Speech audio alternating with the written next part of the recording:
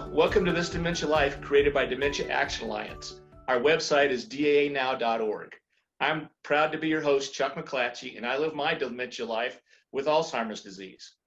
During this Dementia Life podcast, we will have conversations with inspiring people living with dementia and the amazing people that care about us.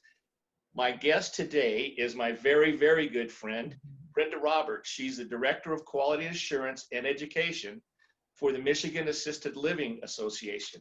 And I've known her for about a little over a year now, and she is just an amazing person. Brenda, why don't you tell us a little bit about yourself and what kind of put you down the path of working in care facilities and that? Great. Thanks, Chuck, and thanks for the opportunity. As you know, I was a little nervous about doing this. You said just talk about yourself. It's my favorite subject, so glad to do it. And I knew you'd probably ask me, and so I did the math before we got online together. I've been in the business of working with older adults, people living with dementia and disabilities for, I know you're not going to believe it because I don't look it, 47 years. Is that crazy?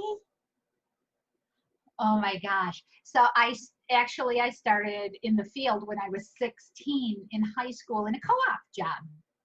And I worked in a nursing home. And I worked in the physical therapy department. Isn't it so funny how our childhood experiences shape us so much? And I remember one of my favorite people at the nursing home to this day. Her name was Elizabeth, and she was living with dementia. And I didn't find my career found me. Just something happened. It's where I was meant to be, is work with older adults. And so I always like to share because, we have such a need for direct care workers, and that job is such an important job. And I was attracted to that, in high school, and then built my entire career and had nothing but wonderful experiences serving in a variety of capacities as a case manager over the years, served as the state long-term care ombudsman, worked in assisted living. So I just had a wonderful opportunity to work in a variety of settings. The one thing I wanted to ask you, I know you've been working with people with dementia and kind of understood. How did that all change when Mark, your husband, came down with it? Because it's so different, understanding it a little, and then living with it. And how was that to go through? Absolutely wonderful question. Because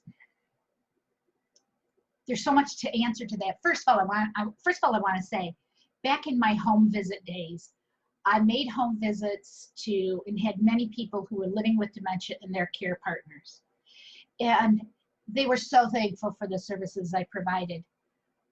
But I wish I could reach out to them now, because they taught me, and I didn't know I was going to use what they taught me, right? They thought I was helping them. At the time, they thought I was helping them. In reality, they helped me prepare for my future without me ever knowing it. And of course, it seems like a lot of our services are targeted to people at the later stages of the journey. And so my personal experience was primarily with people further along the disease process. So when it came home, and I know, Chuck, Mark has told you the story, when it came to our house, my husband, and he has young onset, so that's under the age of 65. He came home from work on 2 occasions over a period of years and asked me, what was it like to have Alzheimer's disease? And I'm like, Mark, you do not have Alzheimer's disease. Because I was thinking about only those end stages. I had no idea what the people who are living with dementia and their care partners had gone through during this end of the journey, the start of the journey. And so the other reason I think I missed it, because a lot of people say denial. And I say, oh no, it was not denial. It really was. I didn't recognize it, because we think of dementia as memory. And now if you talk to Mark, he might say he had memory challenges, but I didn't see it as memory challenges. I saw it as frustration. By the time he got home from work, he was frustrated, angry. He couldn't do his job. He wasn't getting along with others at work. I didn't see that on the list of symptoms of dementia, right? And so I had no idea. And then, we went through the journey of getting the diagnosis that, many of the people who are living with dementia totally know what that is.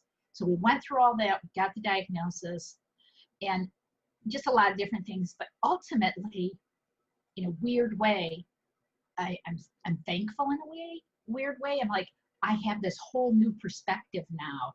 I mean, unless you're living it. So I only have the care partner perspective. Unless you're living it, you can only imagine. You just don't really totally understand. And of course, everybody's journey is different.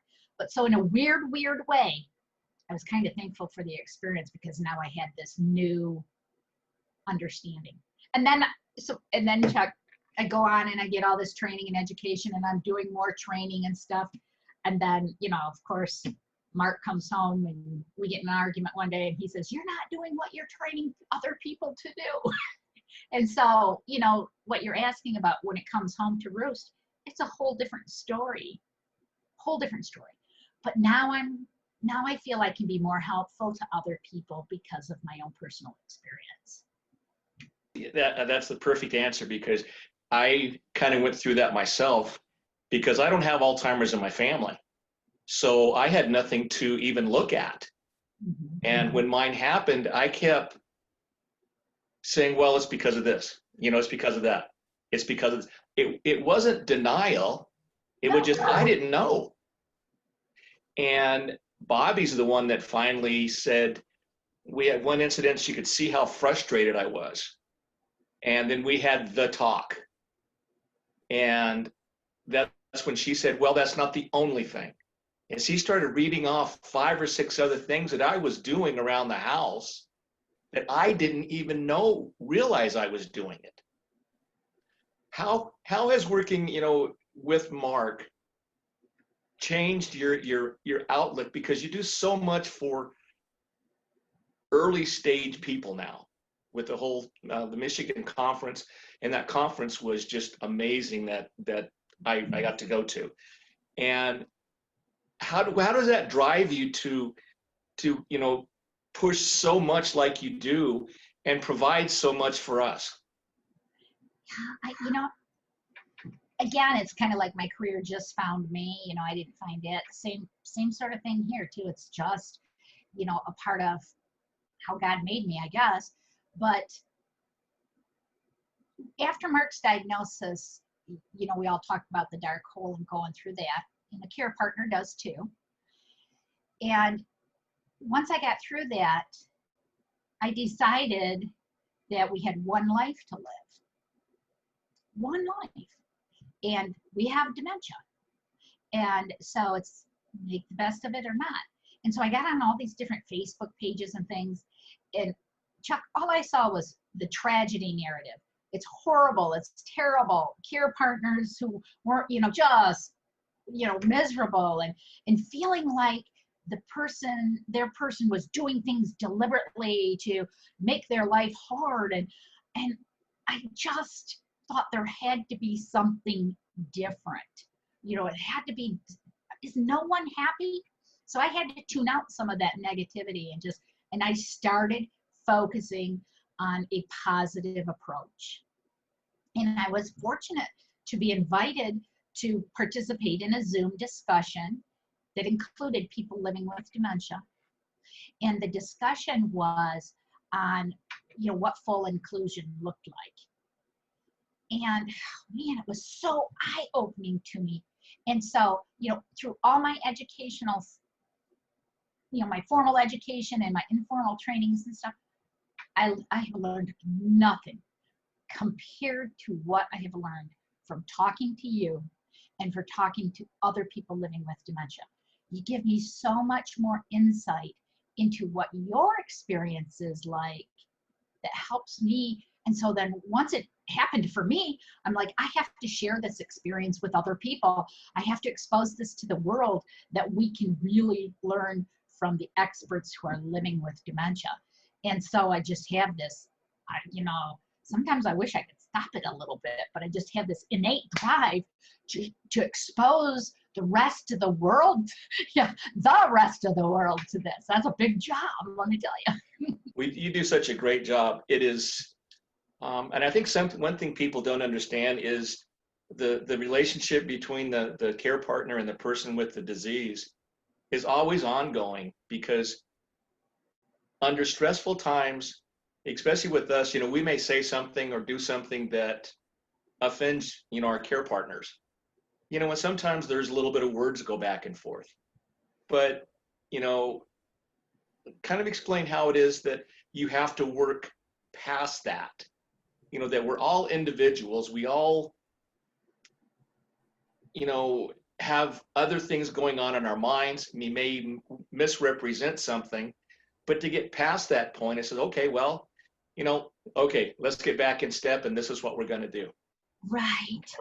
So part of what you're saying makes me think of, as a care partner early on, when Mark would say things, or, sometimes hurtful things, or do things that I didn't understand.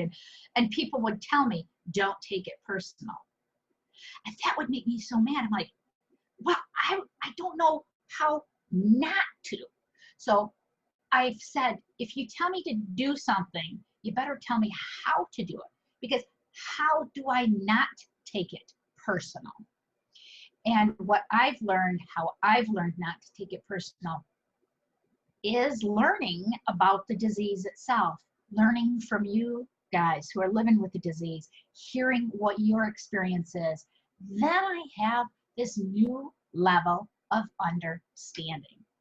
And so, but still it takes work, right, Chuck? I mean, I have to do some self-talk about it, that, I've got to kind of retrain myself. I don't do it every single time. Heaven knows, thank God you're not including Mark in this conversation too, because heaven knows I don't do it right. But the more I learn, I think the better I can understand, and the less personal I can take it. But then I also think there's the second component to that too. So learning to not take it personal by learning about and understanding the disease process and the changes to the brain.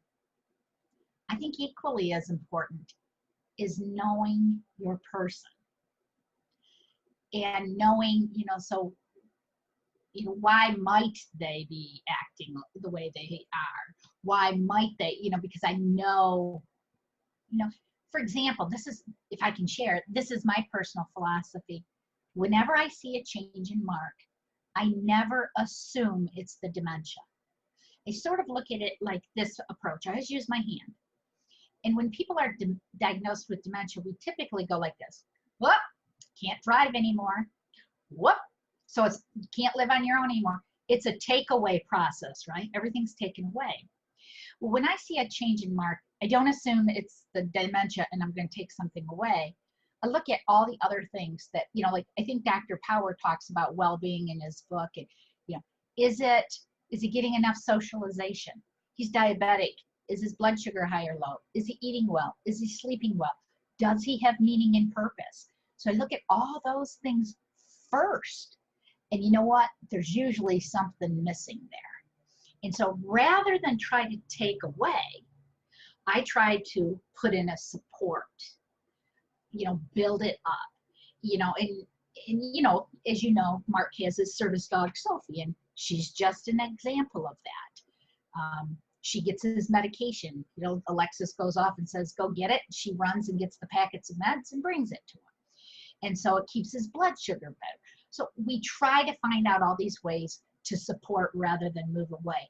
Is there change? Are things taken away from him over time? Absolutely. But we try to put into the supports to slow that as much as possible, and preserve all of the things he can do. So I finally am starting to understand, after 47 years, the whole idea of strength-based, looking at the person rather than deficit-based. That's a great way to put it.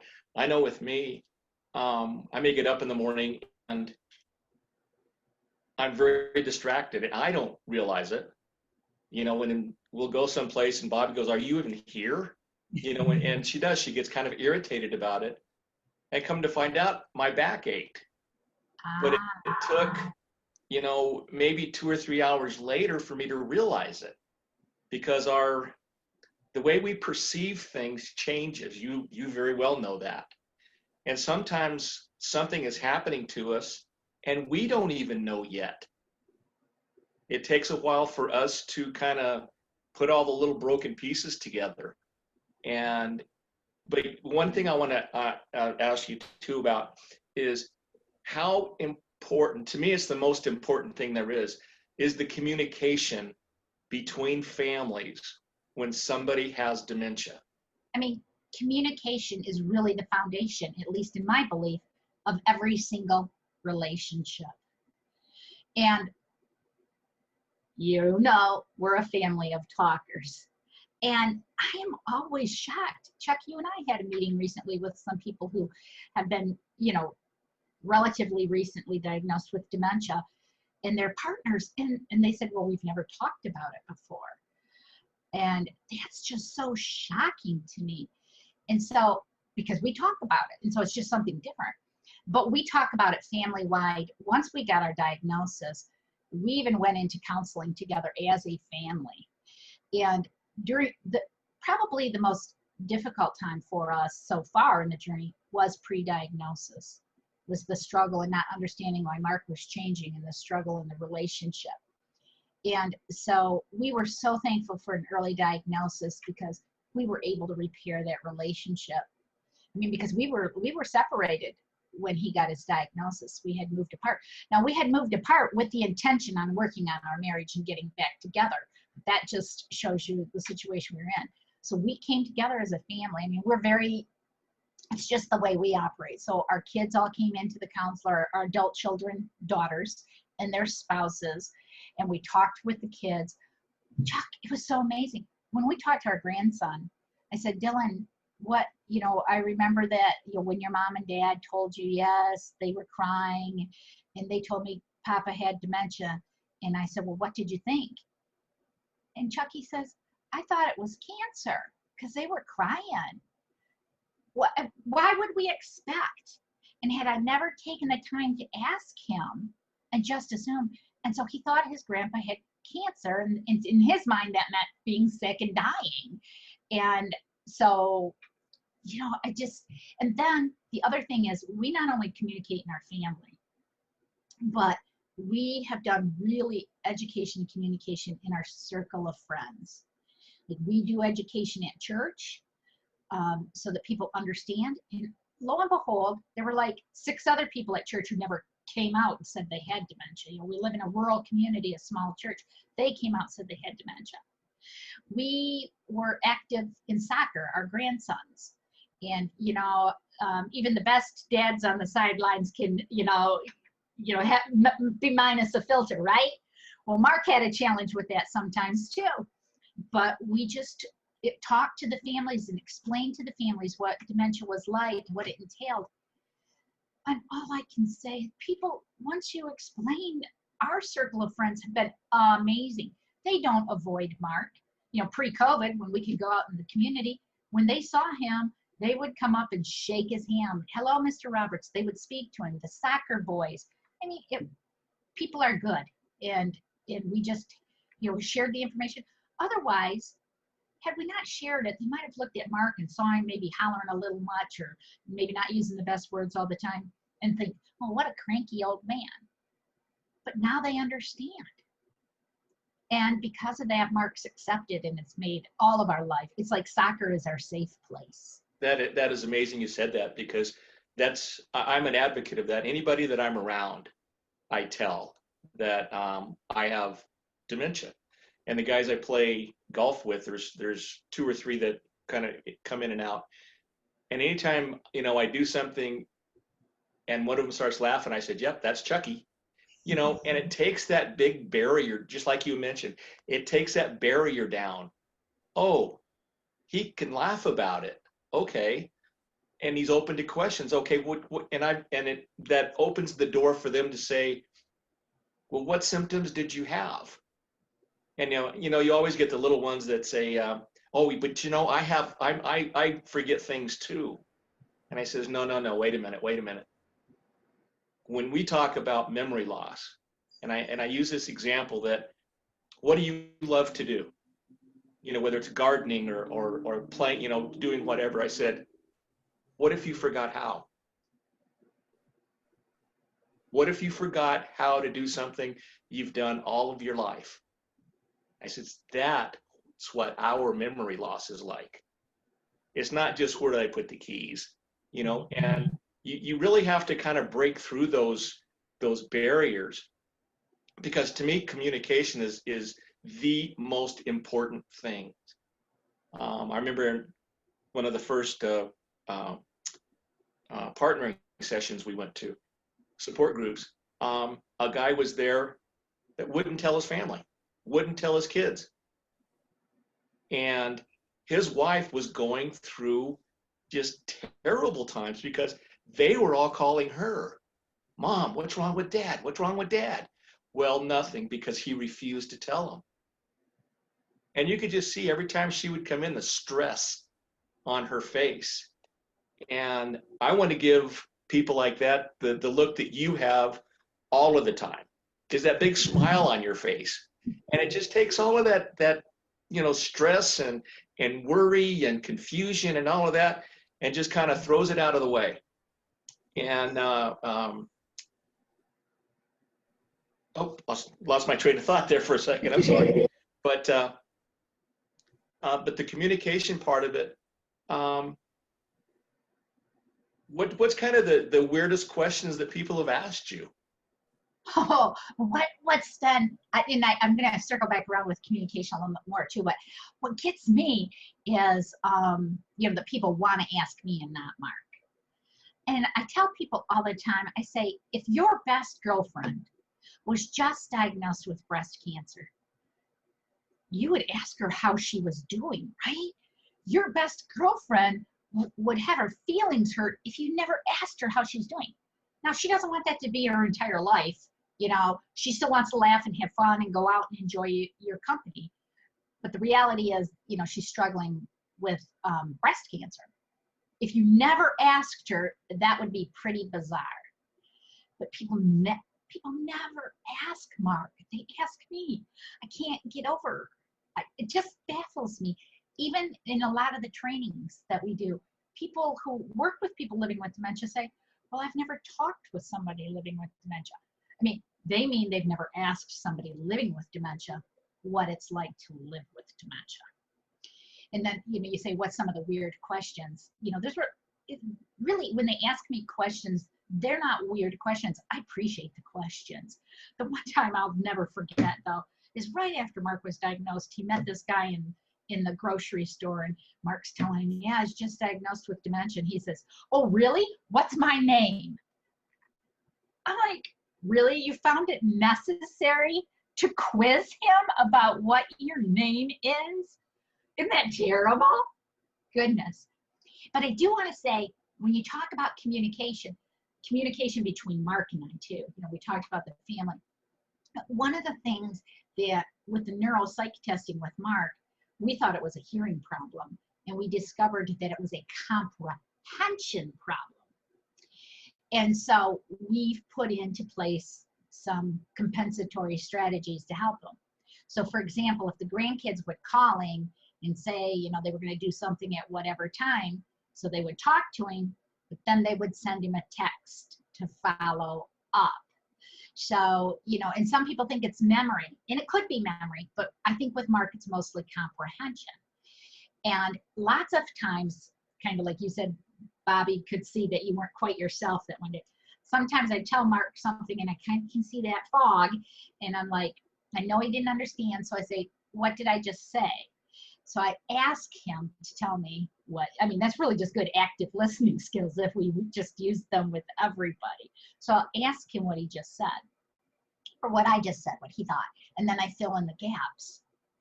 So I thought I was so great because I figured that one out. But Then it took me a lot longer to figure out. Sometimes Mark thinks he said something that he didn't really say, or he didn't say it maybe the way he meant to say it. So what I've learned I need to do is what I do to him, is I need to repeat to him what I just thought he said. And then he'll say yes or no. Because if I do that, if he asks me to do something and I go this way because I thought he asked me to do this, or he, and I go this, if I clarify it, we get it on the right place right off the bat. And I mean, really, if you take an active listening skills class, they say, when somebody tells you something, paraphrase it back to them. What did they say? And that feels kind of weird, but that's really what we need to do in our house to really make good communication. Do we do it all the time? Heck no. But, we do it from time to time and have found it very helpful. I'm glad you brought that up because that was one of my issues also. Mine is that comprehension. If I'm concentrating on something and somebody asks me something, I don't hear them. You could be sitting right next to me and say something, and if I'm concentrating on, say, something on the TV, I don't hear you. And that can be very irritating to somebody to say something to you and you're sitting there within 2 feet of them and you don't get a response. And so Bobby she'll tap me on the shoulder and then ask me again, did you hear what I said? No, I didn't. But I mean, it's all of that fitting together that we really look like we're normal, but we're certainly not. We're special. It's funny you say that because I frequently say it's almost, I'm saying this jokingly because humor is a good thing. It's almost too bad our heads don't shrink while our brains shrink, so people could physically see that we are, people with dementia are changing. We just can't see the change. Some disabilities are invisible. Never better spoken. I hate to say we're running out of a little bit of time, but I always ask this last question. Uh-oh. And that is, if this is the first video somebody sees after being diagnosed, whether a caregiver or a person with dementia, what would you tell them? The first thing, what I would tell them is, I feel your pain, and society tells us a lot about living with dementia, and it's usually not the good stuff. Look for the good stuff. It is there. You can have, I'm not the person living with dementia, but I have a great, very happy life. And I believe my husband does too. We were in the dark hole. We know that you can come through it. Align yourself, keep looking, and align yourself with the people of a like mind. And just keep searching until you find them. And if you're watching this video and you're connected with Dementia Action Alliance, then you've started that progress. So I just said, hang in there, life gets better, and keep on keeping on. And I think you'll smile again. Thank you. Thank you so much for taking the time to be on the show. I'm so happy that you agreed to it, and you did a great job. A lot of good information. Thank you so much. Oh, thanks for the opportunity. I love you, Chuck. I love DAA, and I'm glad that I was able to be a small part of your work. Awesome. Thank you. Thank you. I'd like to thank Dementia Action Alliance for their support. On behalf of This Dementia Life, I would like to thank you for joining us today, and you can view other podcasts on our website, daanow.org. Click on podcast. Please join us again to meet the most inspiring and amazing people on This Dementia Life. I'm your host, Chuck McClatchy, and remember, the brain may forget, but the heart remembers. See you next time for This Dementia Life.